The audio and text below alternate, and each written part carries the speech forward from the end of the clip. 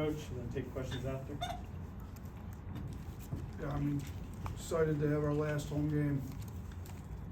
It's great, it's coming against in-state rival like Auburn. The rivalry's gotten a lot better since I've got here. You know, Bruce made the comment to me a couple years ago, you know, now this game's a game that's played on a national stage. You know, these games have always meant a lot for the state of Alabama, but they're now got national meaning. I think that's the case here. You know, we've got a chance to win our second outright SEC championship in the last 3 years, which is a big deal. You know, we'd like to win it outright. We can clinch it outright with a win tomorrow. So that's what we're trying to get to now. Focus on the game. You know, Auburn played us pretty tough there. I think they've got some guys playing better basketball. Kenny Johnson's been shooting a lot better. Wendell Green gave us problems. Jalen Williams gave us problems. We've got a lot of basketball. You know, certainly not a foregone conclusion that we're going to clinch this thing outright. We've got to play a great game. Maybe haven't played our best basketball. We didn't close the game great Saturday, but you know, I think our guys are locked in. We've had a good couple days of practice, and we're looking forward to our last home game here tomorrow night. Nick. Yeah, two if I can. One with the pregame intro, how was that handled in kind of the recent days, and maybe any punishment handled there, but also just a game question too. I mean, Wendell Green, what do you guys need to do better against him this game? Let me take the first one first. I'm glad you actually asked that question.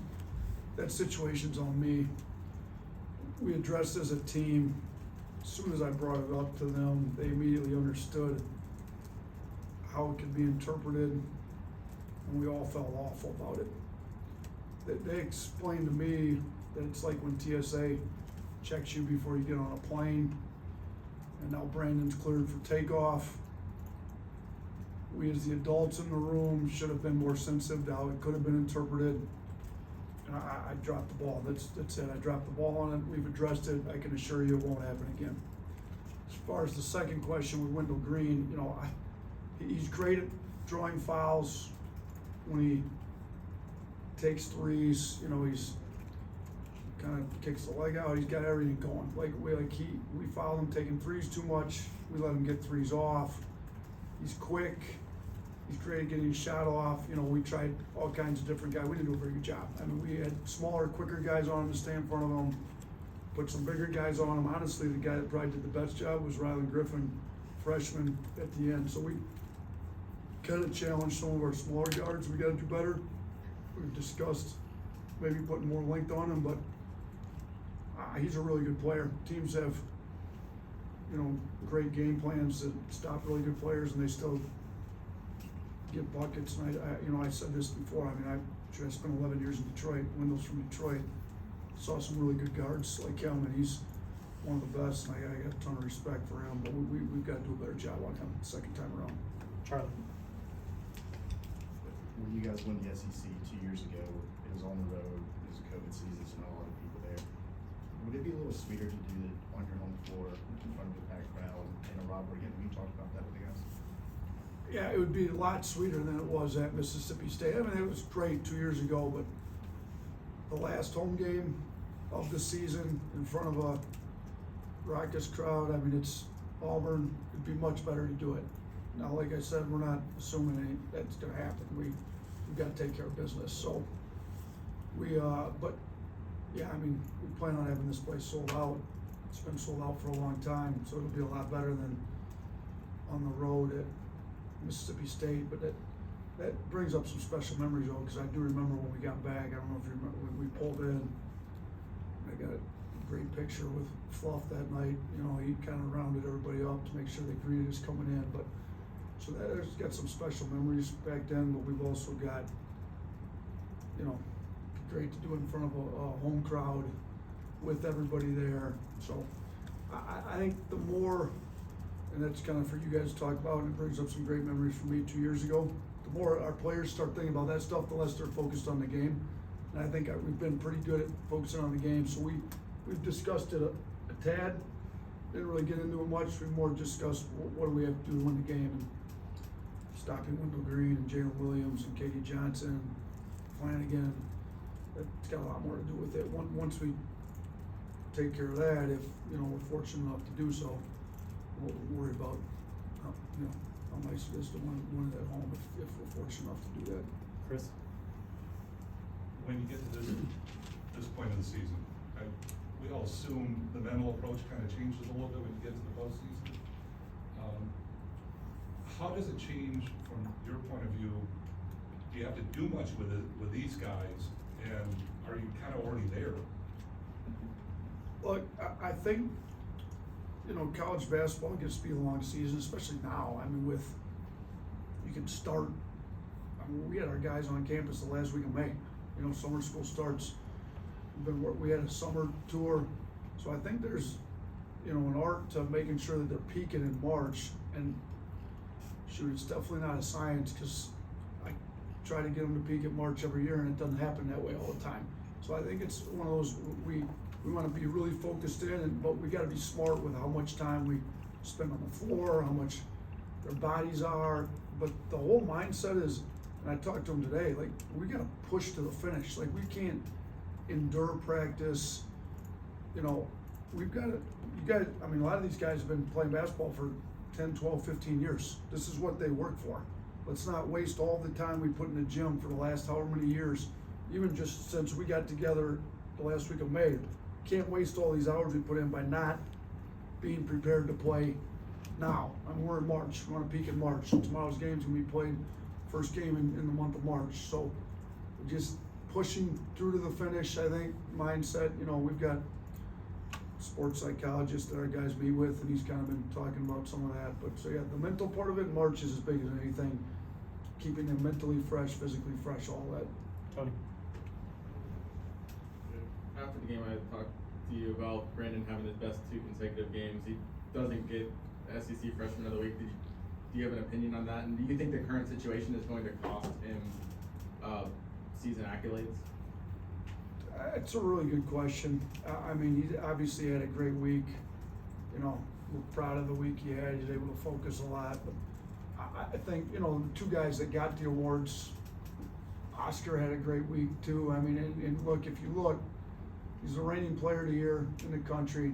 Kentucky had a dominating win, another strong win. You know, you kind of look to what the team does too. And we had 2 solid wins, but our team hasn't played as well as maybe it needed to. So, you know, and Nick Smith's coming off injury and played well, you know, Arkansas. So, I mean, look, here's the deal. In our league, in the SEC, they got to make tough decisions every week as to who gets it.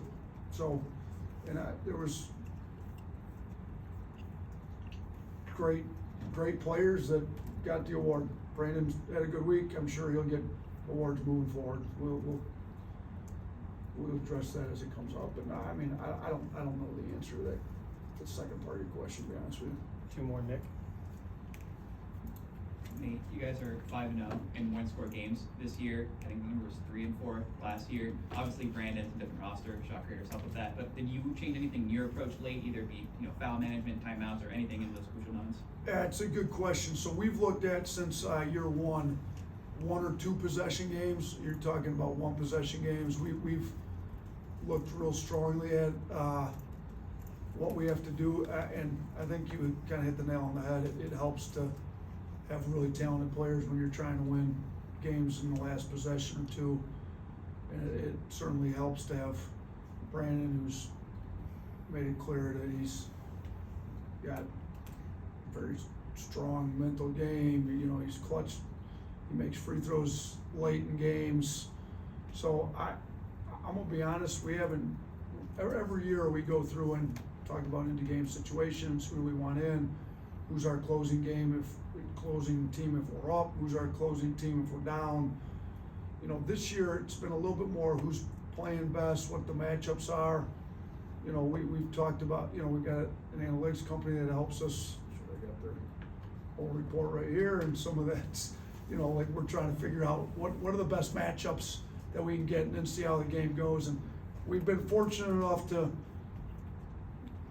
things to drop our way this year in those 5 games. I haven't looked at what our record was in 1 or 2 possession games, but when we won it the second year, we basically flipped what it was in the first year. And I think if you're gonna win championships, you gotta be able to close games late, and go back early in the year in North Carolina, we had 4 overtime game. I mean, we had to get that thing to overtime. Our guys made some big plays, and, no, we haven't made any strategic major changes, other than we do definitely talk about lineups that we need to have in at the end of games based on up, down, whatever. Last one, Austin. Yeah, Quinterly was played really well last game. Jaden Bradley didn't get as many minutes. You kind of talked about the guard play. It kind of depends on how teams are playing them. The first time against Auburn, Jaden Bradley played a really good game, and Quinterly really didn't. Are you anticipating any kind of who's going to play more on Wednesday night and everything like that? I mean, kind of like the previous question, so who's playing well at the time? I thought, there's different matchups where different guys play better. Jaden's been really, really good for us.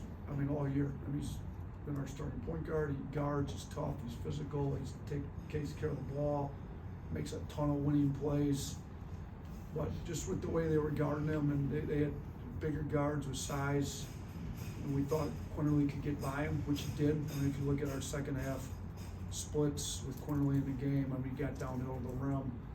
Now, Auburn doesn't have as big a guards. Jaden's bigger, stronger than some of the guards that they'll put out. I don't know how Auburn's gonna match up, because, most teams aren't game planning just to stop Jaden Bradley. We've got Brandon Miller, who's really good, Mark Sears, who's can score in bunches. We've got different guys, even Clowney and Charles, but so if they choose to put their best matchup for Jaden on Jaden, then I don't know how that affects some of the other matchups. So we'll see how things come out, but Jaden had a great practice today. Javon had a great practice. Quinterly's definitely got his game going again. I've been saying that for a couple weeks in practice. Sometimes you have to see it, and I've said this a lot as a basketball coach. You see it in individual workouts first, then you see it in 5-on-5 situations in practice, then you start to see it in the games. We've been seeing it in practice for Javon for a few weeks. We're now starting to see what you guys are all starting to see what we've been seeing in practice in the games. So Javon's done this before. 2 years ago, he got a rolling for the SEC tournament. He was tournament MVP. I feel like he's getting a roll again. So he's a really talented player that's got all his confidence back, and he's playing great. Jaden Bradley's a really good player, and you can play the two of them together. Jaden makes his teammates better. Javon can make shots. You can play Javon off the ball. He did a lot of that 2 years ago when we essentially started Herb Jones at the point. So if they're both playing great, we play them together. That's the good thing about our matchups. You put the two of them together with, 6'9", 6'10", 7 foot across the front court, you still got pretty good positional size on the floor. So I'm not sure how it'll play out. We'll wait and see who's playing well, how their matchups are, all that, but we're ready and willing to play whatever matchups, whatever lineups we need to play to get a win.